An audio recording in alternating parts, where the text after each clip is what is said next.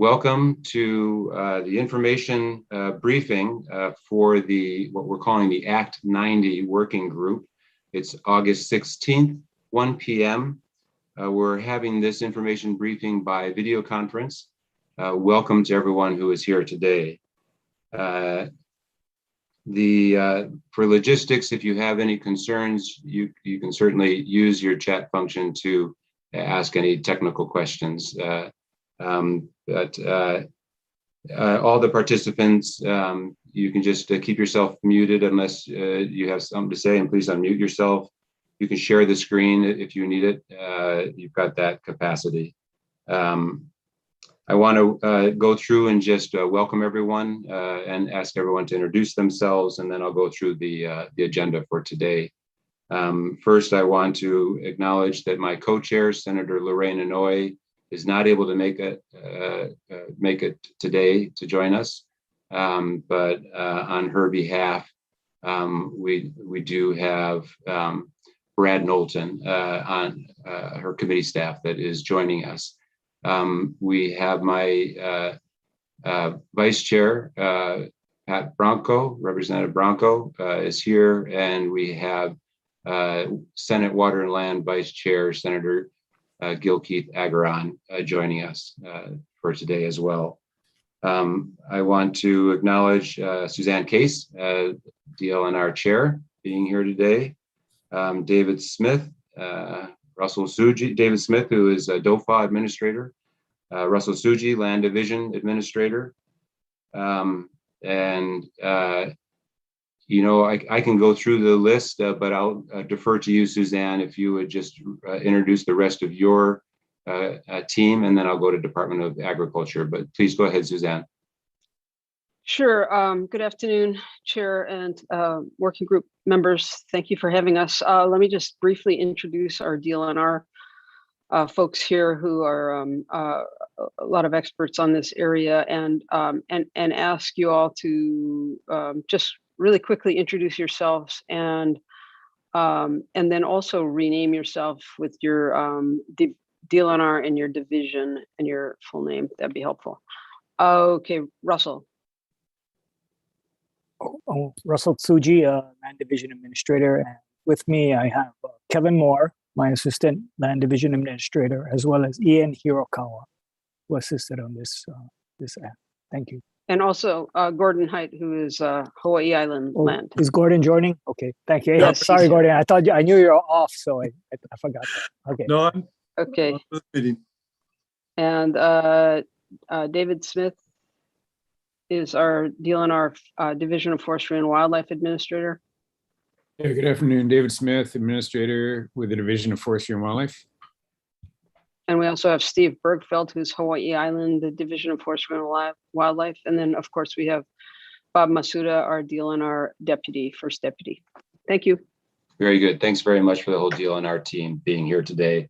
From the Department of Agriculture, we have Morris Atta, Designee of the Board of Ag, and I appreciate you being here. You want to introduce your team? Yeah. Morris Atta, Deputy for Department of Ag.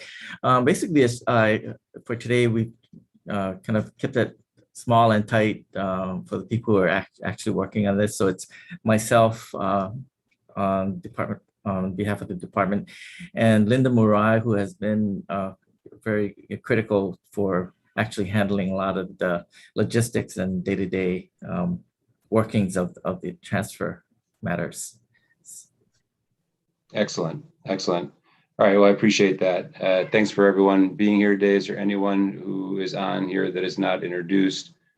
Robin is with House staff, and our tech staff is here, and I want to acknowledge and thank them for their work.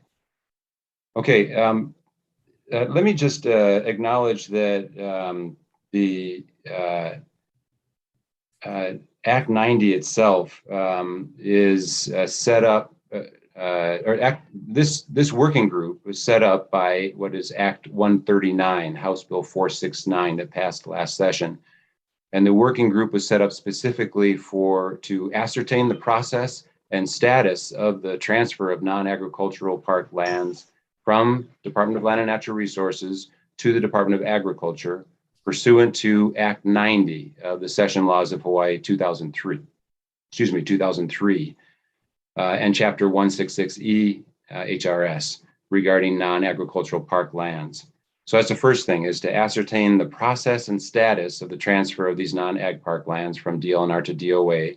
The second part, the second task of this working group is to determine the challenges and potential remedies necessary to facilitate the process of fulfilling the purposes of Act 90, Session Laws of Hawaii 2003. And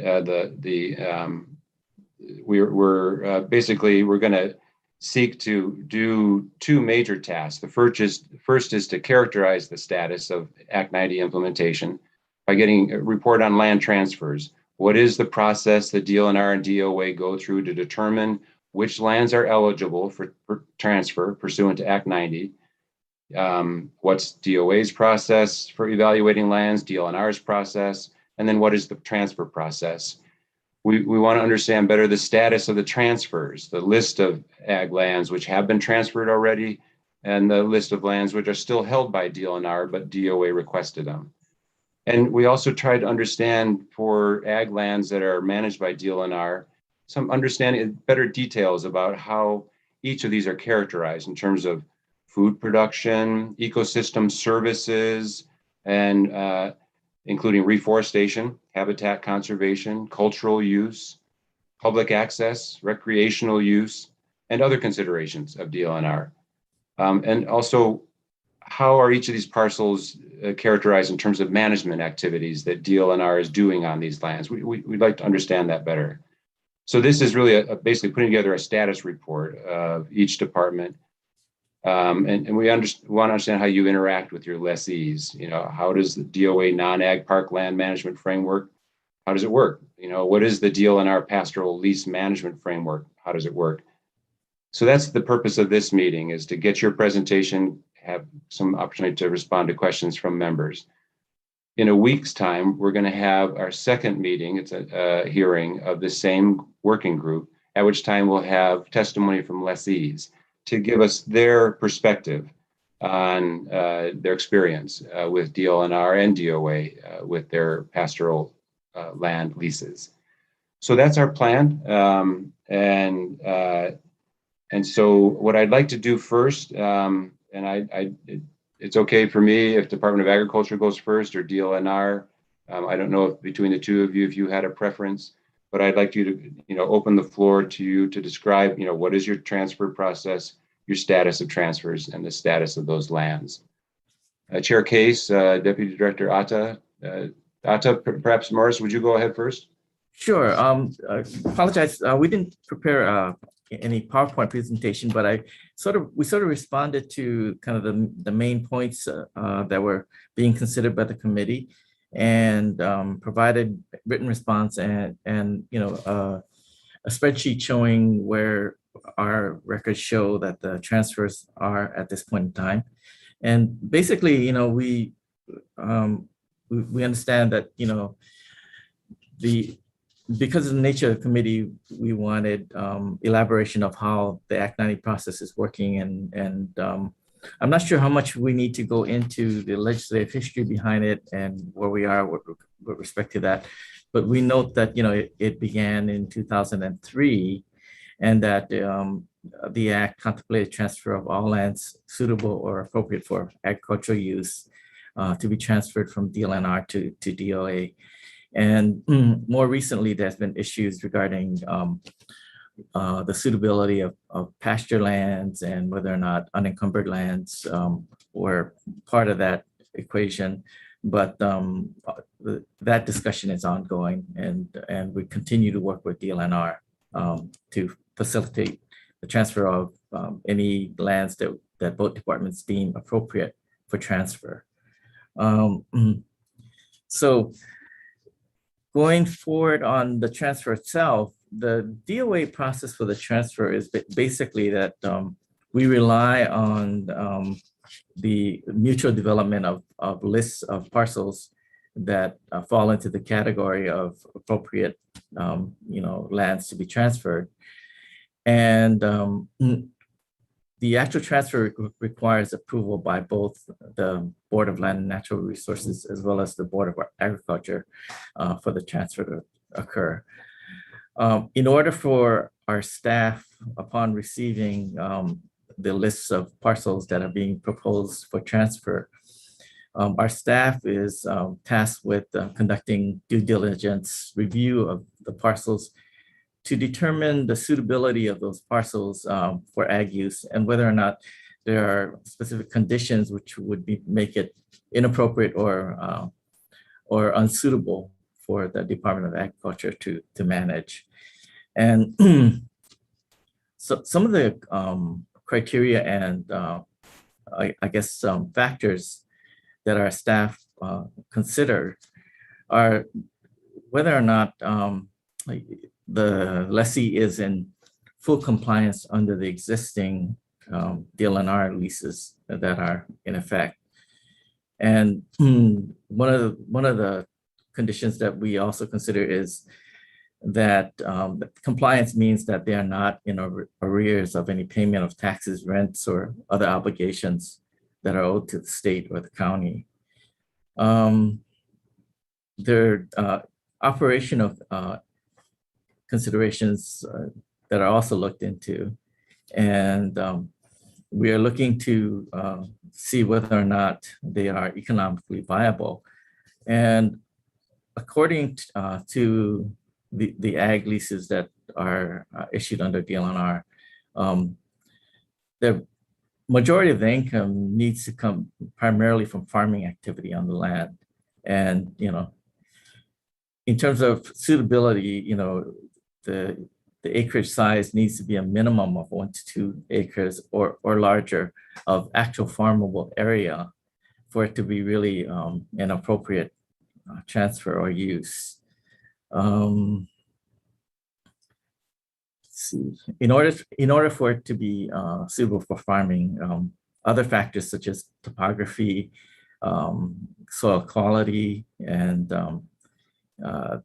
the fact that it's not an actual riverbed or stream or lava flows, or whether or not there are covenants or easements that are on the land that could hamper farming or ag operations, whether there's existing infrastructure located in or near and serving the parcel or not, and whether or not they're landlocked or there are other types of legal issues that could make farming not viable.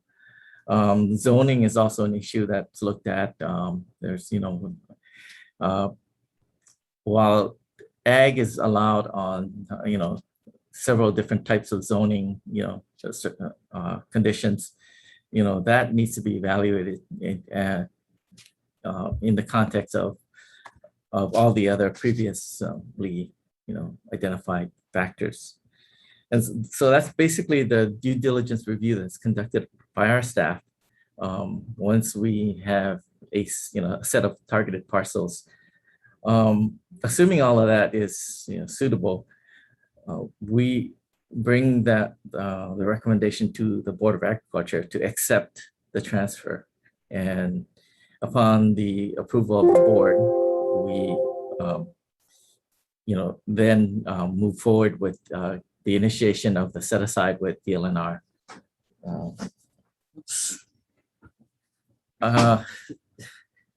Okay.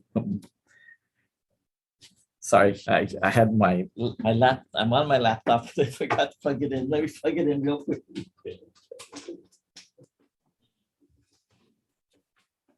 Okay.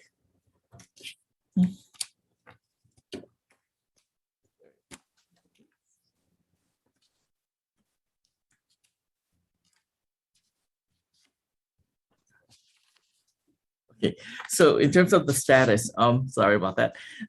We submitted to the committee a spreadsheet of all the transfers that we have on our records, and there was a request that we expand on it to identify the islands on which those transfers have been occurring. And so we did that, and there's a pretty detailed list of parcels as well as the acreage. The total acreage under Act 90 that's come over, according to our records, is about 19,000 acres. And so I won't go into the details of which island has what, but it's in the committee's records for the scrutiny. And in terms of the questions regarding how DLNR manages, how DLA manages our lands. So basically, it's pursuant to our powers in Chapter 166E, which is a codification of Act 90, and our regulations, Chapter 4-158, I believe. And so under our regulatory authority, in order to ascertain that proper agricultural use is occurring and that, we are properly, supporting and servicing our lessees, we routinely conduct,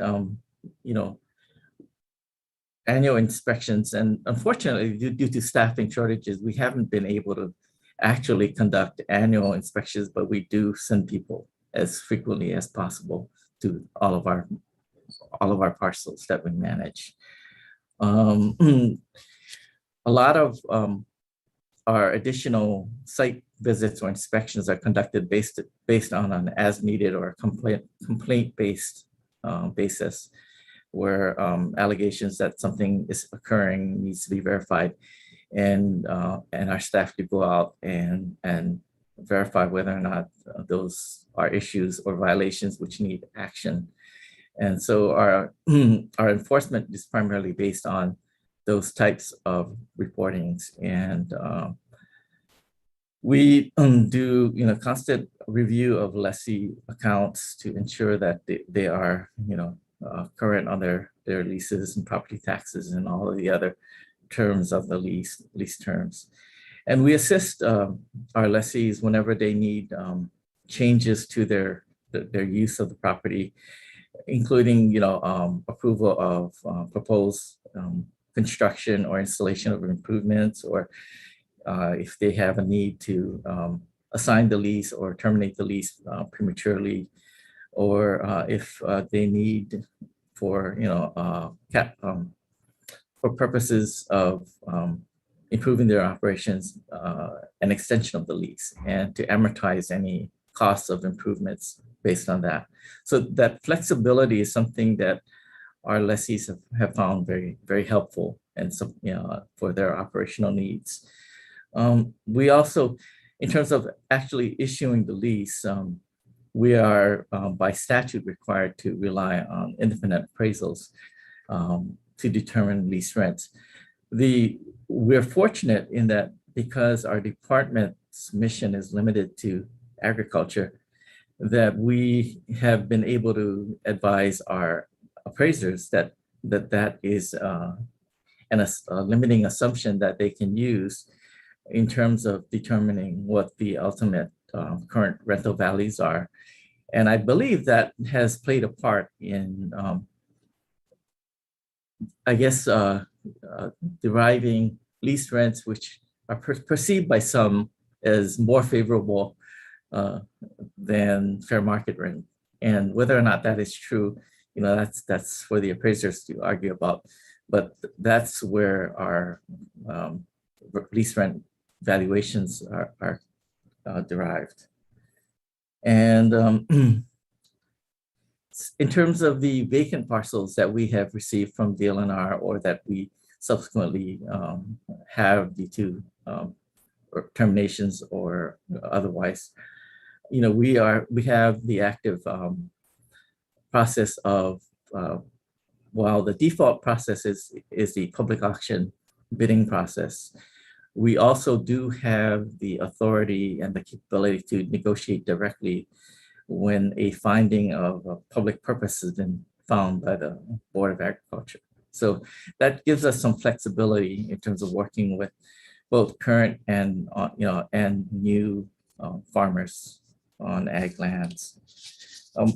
I don't think we're going to comment anything about DLNR's management of the lands, but we are, I guess that's our basic management, property management framework that the Department of Agriculture works with.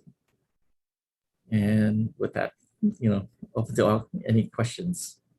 Thank you very much. And so my staff appreciates the draft documents you've sent over. We'll work with you to finalize those and put that together in a briefing packet of background information to provide to the working group members and to the public. So we'll work with you to finalize that. So thank you for all your work so far on drafting those documents that we'll use to put together this upcoming briefing document. And I appreciate your assistance with that. Let me just go to the members, other legislative members, to see if you have any questions of Morris before we go over to DLNR for DLNR's presentation. Senator Keith Agaron or Representative Rocco? Nope. Okay. Yeah, David. Yes. I did have one question. Yes, please go ahead. I'm curious, Morris, when it comes to allowing changes to improvements and the like, what kind of mechanisms do you have? Do you adjust the rents, or do you give them more time? And what's the flexibility that you have in implementing, allowing additional improvements? Well, there's two, I guess, answers that I can give. The first one is the notion of granting extensions to leases, providing there is available, lease term that they haven't used their entire, 6-year term. The extension provision allows to extend the lease term so that the lessee can amortize any financing that's required to improve the property, since oftentimes won't lend shorter, lease terms. The other is what it sounds like any kind of actions that are taken in order to prepare a property that needs infrastructure work or preparation to farm. Often that happens at the beginning of the lease term, and we do have provisions allowing for lease rent, I guess, deferrals or for up to, I believe, 2 years to allow, or lease rent, it's an actual waiver, to allow the lessee to invest the capital, whatever capital is needed to bring the property into a condition that's suitable for appropriate, farming activity. There's also a third provision if, in terms of withdrawals happening as a result of natural disasters or public purposes, where there is an element of compensation for any kind of losses that occur from that kind of situation. So there are mechanisms in place to assist the lessee. I believe DLNR has similar provisions as well, but basically we do provide for some form of assistance when that is needed. Given your experience working at Dlnr in the land division, what differences do you perceive there are in the authorities that the land department has versus Department of Ag in approving improvements and providing changes to the existing lease? I think the primary difference is only the fact that because we are an agriculture focused department, that there's the expertise supporting that, but more importantly, it is.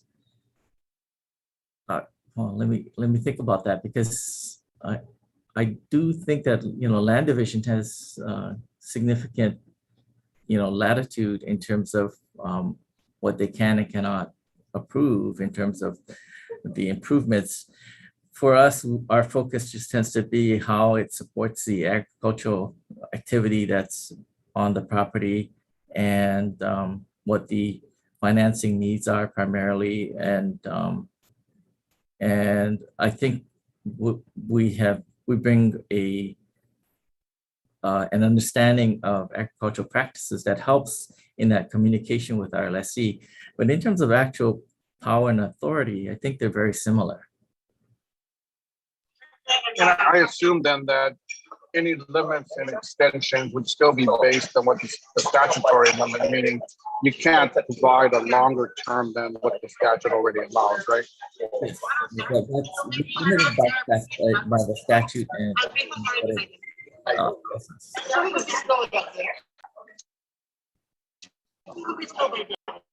Could you answer that again, Morris? Answer the question again so we can understand you better. Yes, I'm agreeing with Senator Agaran that the statute determines how much additional, I guess, time can be granted via an extension. We don't have any special, additional allowance for time under our regulatory scheme.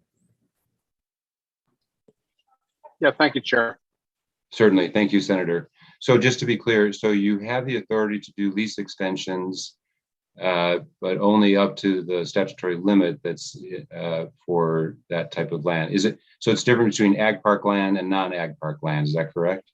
Yes. So ag park land, it's a 55-year limit, and non-ag park, we have, I believe, up to 65 years. Okay, and you can do, but you can't. So let's say you can do lease extensions only up to those maximum. Yes. Okay. And do you tie that to a certain level of investment by the lessee? Do you have a mechanism for doing that? We don't necessarily tie it, but it's a consideration because when the request comes to the board for an extension, we evaluate, one, is it being, financed by an institution that requires,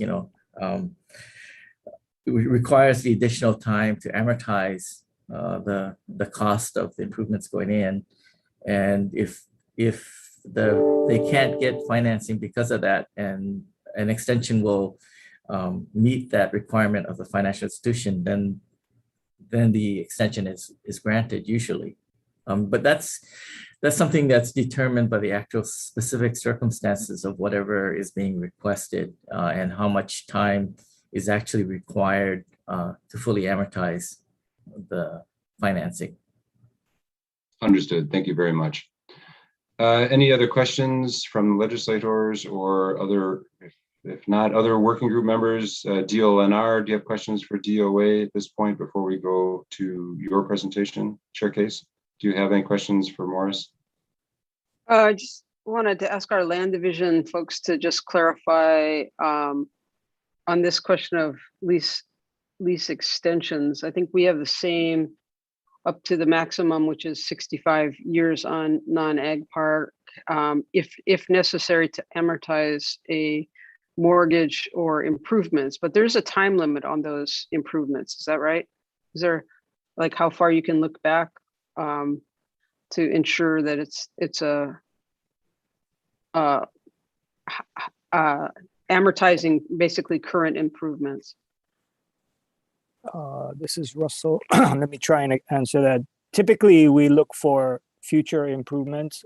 Sometimes they may lag and on getting the application in. So I think it's at that point when you're talking about maybe improvements that have already been put in place that would be subject to the land board review and approval to whether that would be a basis for an extension. And can be utilized for the extension in order to get an extension of the lease. But yeah, we're limited to the cumulative of 65 years. If I may, Chair Tarnas, if I may address one of the questions about from Senator Agaran on the. Yes, please go ahead. And then once you respond, then we can go to Chair Case and you can begin the deal. I think if I heard his question correctly, it was about changes, or I think he was asking for amendments of leases and how easy that can be accommodated by when they're requested by the lessee. In our case, the Dlnr, because our agricultural leases currently under existing law is required to go by auction, there is case law that prohibits any form of amendment to an auction lease. And the theory being that it was published at the time of the auction, and therefore it's not fair to later change the terms and conditions to potentially other bidders at that time. So the Supreme Court has said that you cannot just unilaterally, you cannot even together jointly amend the lease. It's prohibited. And that is why one of the things that we're asking for in our legislation the past years was being able to directly negotiate like Department of Ag. And in those leases that are directly negotiated, the parties can amend with board approval. And I believe that's what Morris is talking about there in their ability to change the leases or amend the leases. Thank you for that explanation. I appreciate that. Senator Keith Agron, did you have any follow-up on that? Otherwise, we'll go forward to the DLNR presentation. No, that was my understanding. Okay, thank you very much.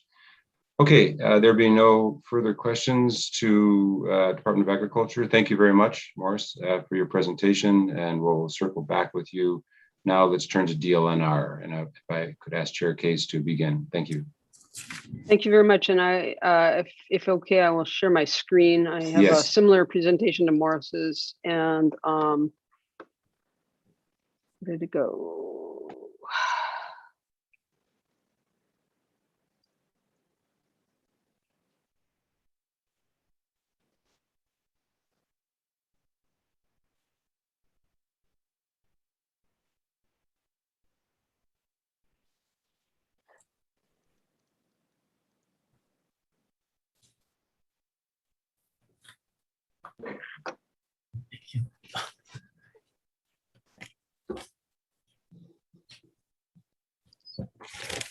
All right. Thank you. You're seeing that now? Yes, thank you. Okay, Go ahead. thank you. Mm-hmm. Just a minute here. Let me. If everyone else could just mute yourselves during the presentation, that'd be great. And we'll then have conversation afterward. Please go ahead, Chair Case.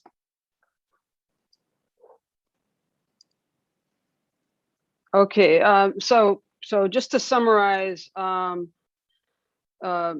Act 90 requires the transfer of non-agricultural park lands by mutual agreement of Dlnr and DOA. That's why we have this regular meetings and going over this and talking about it. It doesn't require all ag lands be transferred over or all non-agricultural park lands because the questions are much more intricate than that. So it's the mutual agreement part that is critical to the way we work together on this. And, you know, we have different missions. We have public trust resources are the fundamental core of what DLNR does to conserve and protect our natural and cultural resources and provide for sustainable development, self-sufficiency, sustainable use.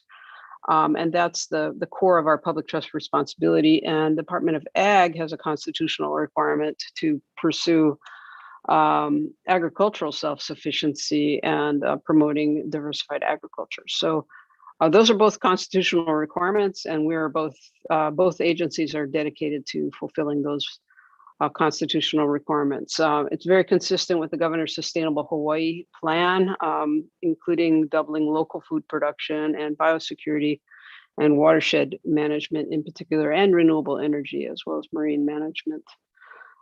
So we are in full compliance with Act 90, and that means we have transferred the lands that both boards have agreed, or they are in the process of transferring. And so since the beginning of this process, on Kauai, we've transferred 37 leases and revocable permits and vacant parcels, 538 acres.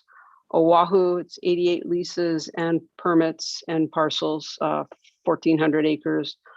On Maui, it's 19 leases and permits and parcels, 1,300 acres, and Hawaii Island, it's 86, total 15,000. So we have transferred 237 of these, and for, as Morris said, a total of about 19,000 acres. For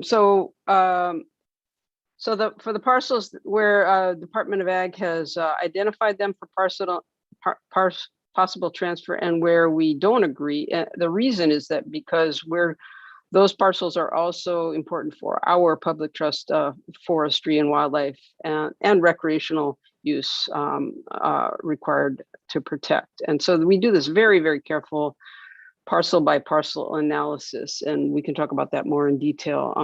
But it's extremely detailed for each parcel. So we're keeping an eye on Department of Ag's priorities. So if it's good agricultural land, a lot of the good ag land was the former sugar and pineapple land. So good soil, access to water. We look at whether it is being used for Hawaii's food security versus export. And we are, trying to help out. We've worked on a lot of projects to support agriculture, the feedlot and EVA, the dairy facilities on Hawaii Island, water for the ag lands in Lalomilo, the East Kauai irrigation system. So we have a broad public purpose to also help with those goals. And then, there's a lot of areas. We view these as multiple use areas. They're areas where grazing and forestry and hunting and public access and renewable projects, renewable energy projects can coexist. And so we're trying not to displace anyone, but we're trying to collaborate and in furtherance of those goals. And this is really a long-term view with Dlnr. We want to hold the line on forest conversion. We don't want it to be just a gradual wearing away of our forests like it has been in other places like the Amazon. So we have a review list that we meet on regularly, and we can talk about that in more detail, but we do have a number of reviews pending on Kauai, and transfers that are complete, and 21 that are identified as important to Dlnr of the ones that Kauai has that have been identified on Kauai. On Oahu, it's about split. One pending with DOA, one approved for transfer, and one to be retained as part of the East Kapolei Grand Plan. On Maui, we have 32 that have been requested by DOA. 25 of them are pending Department of Ag file review and site inspection. 7 have been completed, and 3 have been identified by Forestry and Wildlife as important for forestry and stream protection and cultural values and public access. And on Hawaii Island, we have 52 reviews requested by the Department of Ag. They're all pending DOA file review and site inspection. We have one RP that was in a pasture use, and it was canceled by the RP holder. And so the board approved it for set aside to forest reserve. So that wasn't one, we did the set aside, it wasn't one in active agricultural use. And then we have 11 parcels that have been identified as very important for forestry protection, koa canoe logs, public hunting, access, public recreation, reforestation, and forest carbon sequestration. So those are the ones that are very important to forestry and wildlife. And we have all these mapped out.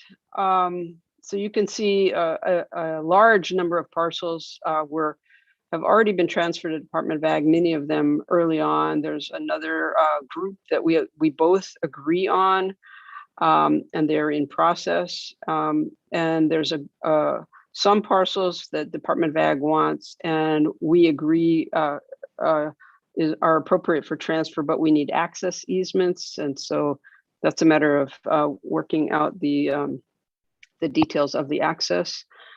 And then we have some parcels that DOA has requested, and we disagree for the reasons we've talked about. And then there's other parcels that we have in ag use that have not been requested for transfer. So it's a very complicated process to set these lands aside. The agency submits a request to us. We review it. We do this review. We prepare a draft submittal if it's for set aside to DOA, and so it goes to the land board. And then after that, there has to be a survey, meets and bounds description made. We have to work with DAGs to prepare the map. Then it has to go to the Attorney General to prepare the executive order, and then it has to be sent to the governor for execution. And they're all subject to legislative disapproval. So this is the process we go through for any set aside of land to any other agency. And it does take a long time, in many cases, years to do. So, we've talked about what is it that makes a lessee or a permittee want to be at Department of Ag instead of Dlnr. We've talked about the lease rent issue.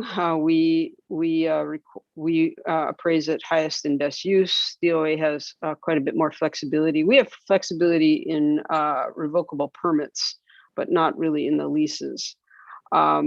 It's a matter of security. These folks want to be here in farming and ranching for a long time, and we don't have the ability to do this direct leasing that Department of Ag does, and that would give us a lot more flexibility in working with farmers and ranchers. And then the main concern I guess we have is the Department of Ag has really expertise in the agricultural uses, and our expertise is quite a bit broader, a broader selection of purposes, natural and cultural resources and public recreation, as well as income generation. So that's why we are wanting to make sure that we manage the lands that have those multiple uses. So those are our proposals. The direct leasing in particular, and the ability to extend leases for multiple uses and amend them for multiple uses, and the ability to make sure that the appraisals incorporate these multiple uses. So just a little bit about why these lands are so important to Dlnr. This is our native ecosystems sort of before humans, and this is after. And really, it's those Mauka lands that are remaining native forests that, and a lot of these lands are right up adjacent to those lands. And they are, we're just trying to hold the line on conversion of these lands because there's little left. And in fact, with all this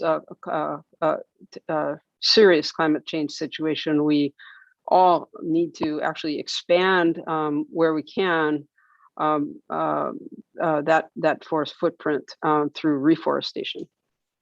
And so, before humans, we had about 84% native vegetation and about 16% was barren lava. And now over half of it is converted to non-native uses. So again, we're just trying to make sure we keep Hawaii the way it is.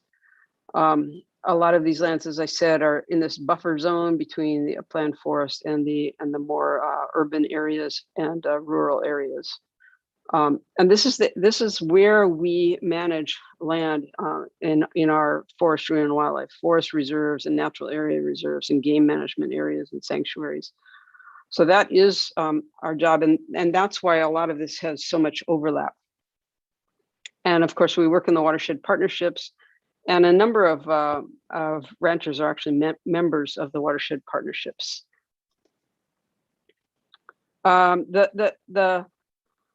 We should be careful with the terminology of ag lands, because there's agricultural lands, there are lands in other zones that have some agricultural use, and there are agricultural zoned lands, and they're not all the same thing. There's only basically 4 land use boundaries, and what actually happens out on the ground is much more complex. So this parcel, this screenshot on the right here, this is all native forest, but it happens to be zoned agriculture. So a lot of these lands are suitable for protection through programs like forest legacy, forest stewardship. These sort of cross purpose agreements that allow for this multiple use, which still allows for forest protection. And you know, we've learned to be very careful about sort of separating out these uses as much as possible. And this is an example of access and public hunting areas, access through agricultural lands to get up into the forest. So that's for forestry and wildlife management. It's for public hunting. It's for Native Hawaiian gathering, a number of uses. So that's why access to these parcels is very critical to protect. We want to make sure that more trees don't get cut down or damaged, and so that's why where we have these grazing lands in forested areas, multiple joint management is really helpful. We can do joint fencing projects with ranchers because it's important for ranchers and it's important for forest protection. You know, the Forest Stewardship Program is a program the legislature has supported, and it provides for cost reimbursement for land owners and owned or under long-term lease for forest protection. And there's a reimbursement possible for a management plan and for some of the practices to implement those plans. So that's a good program the legislature has supported that's applicable here. Oh, there are ways we can encourage the mixture of forestry and agriculture, silvopasture and agroforestry. This one happens to be cardamom growing in the understory of a forest. A forest carbon obviously is a very important initiative this decade. So reforesting areas that were previously deforested is an important part of absorbing carbon that is contributing to climate change. And we can help with ranchers with soil erosion issues, make sure that we don't have soil erosion going down onto our reefs. And income generation from lands in permits, in leases and permits for ranching and other upland ag uses. Game management areas are good opportunities for income generation as well as public hunting.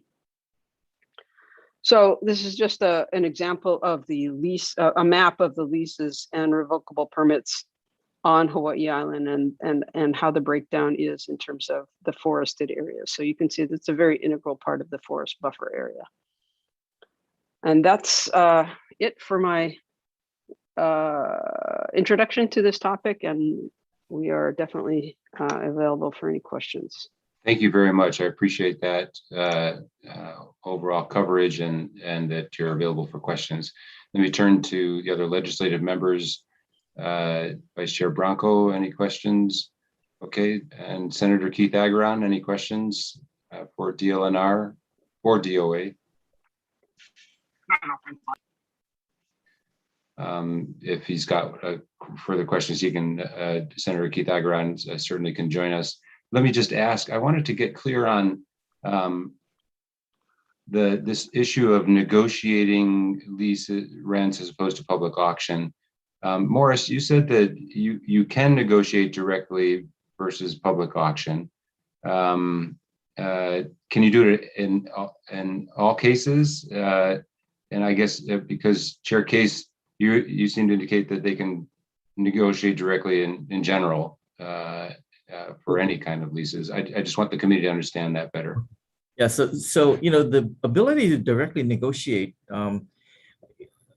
occurs usually when a lease is terminated and we're issuing a new lease under the DOA's authority, because a lot of these encumbrances are coming over, like Russell had mentioned, via a transfer of an agricultural lease that has been entered into by public auction. And as Russell stated correctly, that there is case law that indicating that you cannot change the material terms of any publicly auctioned lease.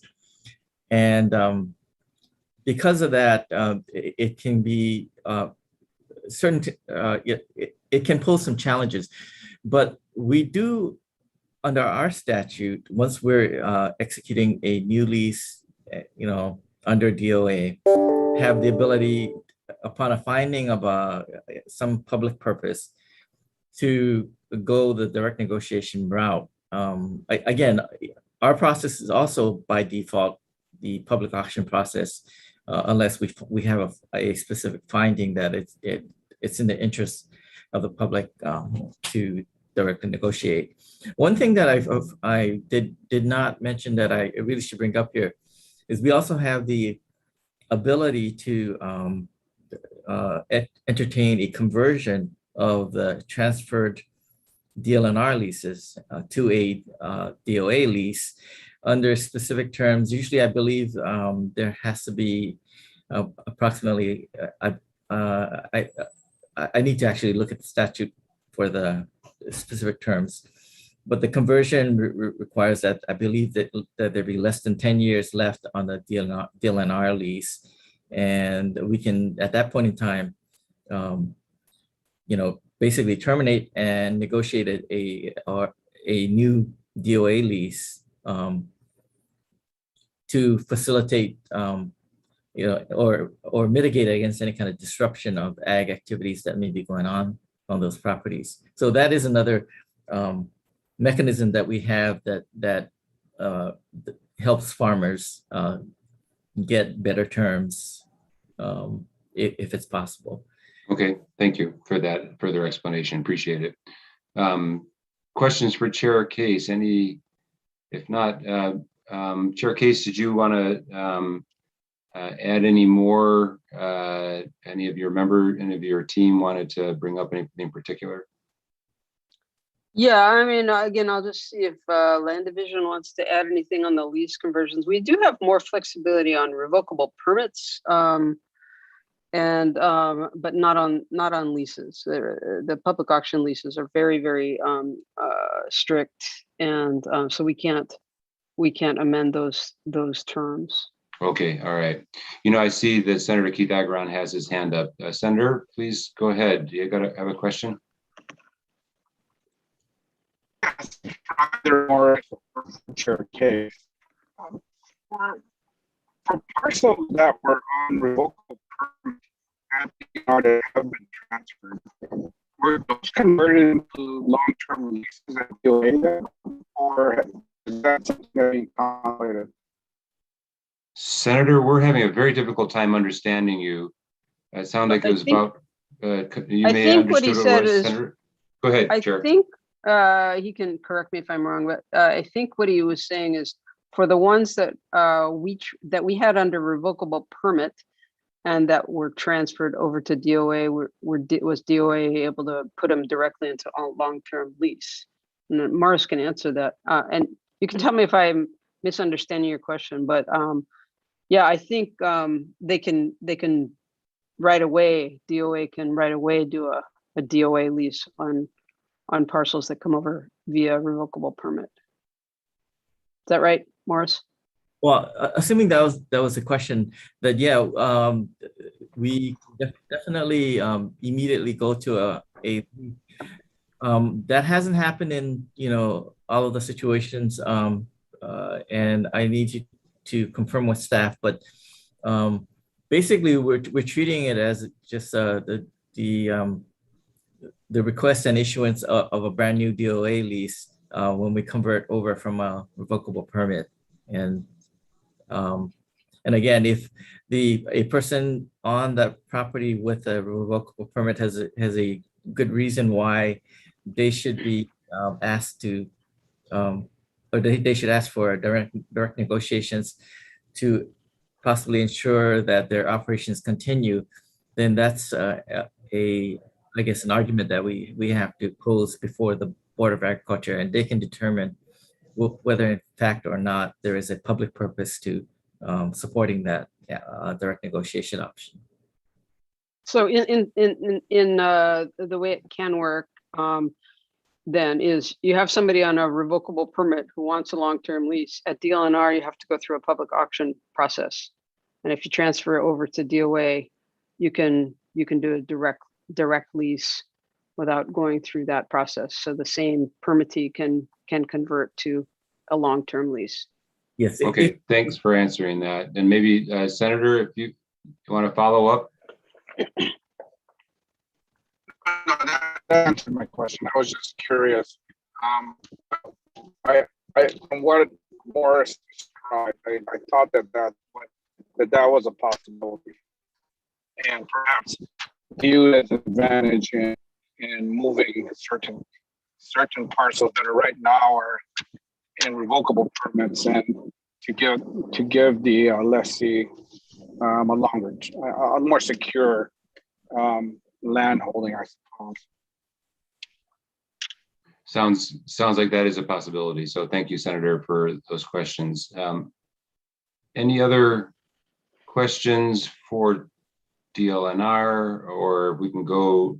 I think Chair Case, you were about ready to hand over to see if Russell Suji had any additional comments he wanted to make. Yeah, let's go land division and then DOFA, anything to add? Yeah, I don't, unless Kevin or Ian has comments they want to make, additional comments. Maybe this is more of a question. Just listening to Morris, I was curious whether when they convert a lease, for example, if the lease is maxed out at 65 years, do they start over at a fresh term, or are they still capped by the 65? I believe Linda Murai is on, but my understanding is that this is a brand new lease, so the term would be new. So if I'm incorrect, Linda can correct me, but that's my understanding. This is a brand new DOA lease. Yes, Morris, you're correct about that. At the end of the 65-year expiration date, then DOA can issue a brand new 35-year lease, and with a possible extension of another 30 years for a total of 65 years. Yes. Thank you very much for that. Mm-hmm. Kevin, any follow up on that? Thank you very much, Linda and Morris. Ian? No questions for me. Thank you. Okay, then I think if there's no more land division questions, then let's go over to DOFA. Mr. Smith.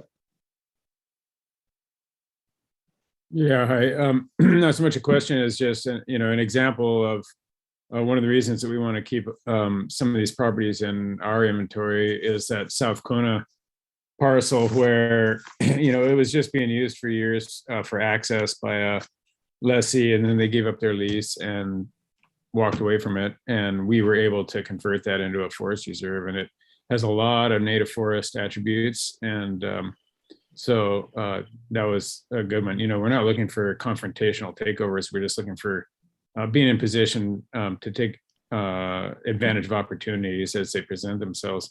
A lot of these areas too, especially in the old Koa forest zones, all you have to do is take animals out and exclude them, and forest begins to regenerate on its own in a lot of cases. And so again, just looking for those opportunities where people walk away from leases and being in position to capitalize on those types of opportunities so we can start to restore some of the former forest. So it's not a hostile takeover thing. It's more of a just taking advantage of opportunities as they arise. Some of them are generational.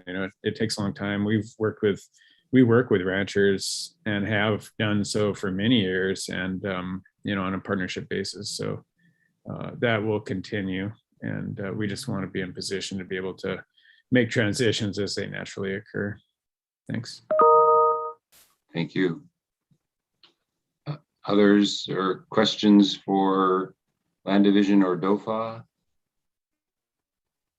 Maybe I can take this opportunity to ask a question that we heard numerous times from testifiers, ranchers before, who were frustrated when parcels were taken out of pastoral use for the purposes of reforestation, but then there was not enough financial support and staff support to do effective reforestation, and it kind of went to weeds, and it was right next door to where their ranch is now, and they were frustrated when Dlnr took it for forestry but wasn't able to actually invest in it to do that proper management.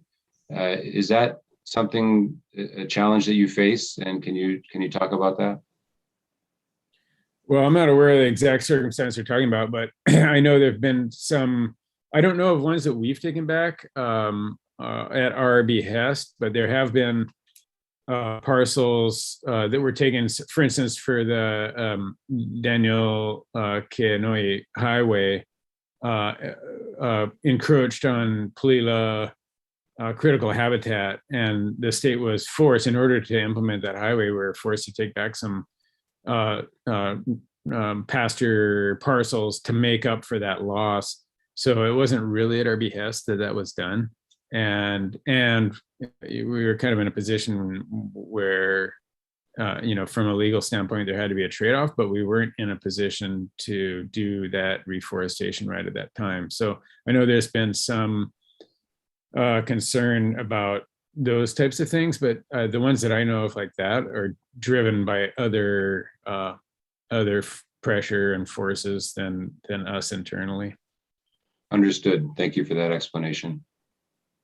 Other questions from other working group members for each other, Dlnr, DOA, Chair Case, anyone on your team that you want to recruit to say any other words before?